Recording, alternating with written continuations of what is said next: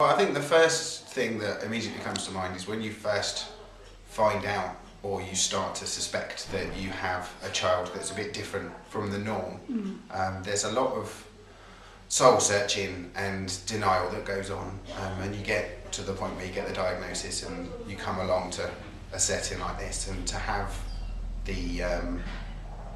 it was carefully managed, as it were, how we're approached and sort of drip-fed information is quite an overwhelming time when you first sort of come into grips with the fact that, you know, your next 10-15 years are going to pan out slightly differently to what you expected, and to get the information given in a sensitive way from people that actually really knew what they were talking about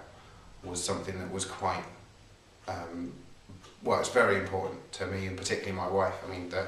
paediatrician was quite blunt in, you know, really hammering home what we were going to have to deal with and where we were going, and Puzzle made it seem a bit more manageable with regards to, well, Josh specifically. We had no way of communicating with him at all. We had no words and was reluctant to even give you physical prompts at the start, and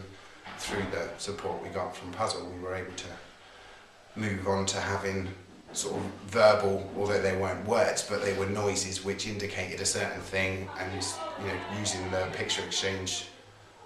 we were able to really get him to be able to ask for things, and as a result of his communication, his frustration levels came down and made it much more enjoyable family atmosphere. We had to sort of retrain ourselves with regards to how you deal with certain situations, really being where you would normally expect to discipline the child. And we quickly found out, and it was through a training course that Sarah attended here, which you obviously run quite regularly, he was actually getting a positive benefit and he was enjoying being told off, and we didn't really get that.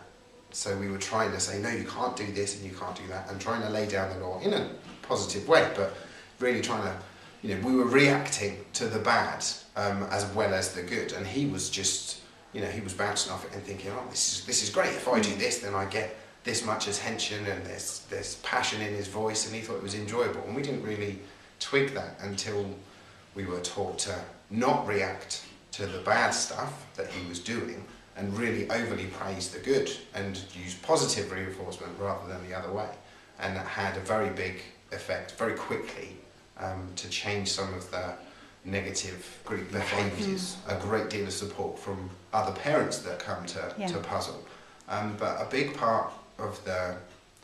gaining the confidence to deal with what you deal with day in, day out has been the ability to have someone at the end of a phone, or know, well, I'm going into Puzzle on Thursday, I can ask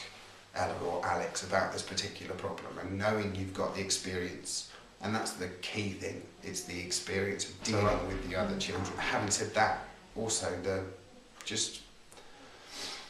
being dealt with in a sensitive manner. I know I touched on it earlier, but it's such a difficult